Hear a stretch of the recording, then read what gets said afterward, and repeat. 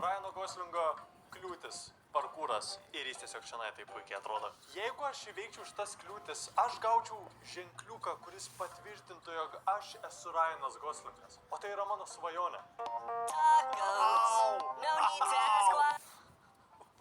Dieve. Čia grinai jo kliūtis. Kiekviena detalė yra Ryanas Goslingas. Arba tiksliau aš, nes aš esu jis. Ir aš noriu, kad jūs dabar visi komentaruose parašytumėt, Gustai, tu esi Ryanas Goslingas. Ir aš žinau, kad jums ne visiems pasiseks taisyklingai parašyti vardą, bet gal tame ir esmė. Aš vis tiek suprasiu, ką jūs turėjot minty. Aš manau, jam nebuvo sunku paimti ir bet kokias kliūtis iš normalių detalių tiesiog uždėti Ryano Goslingo veidą. Nes čia tikrai ne jo kliūtis. Jis tikrai pats nekūrė šitų. Kodėl kažkas eina atgal?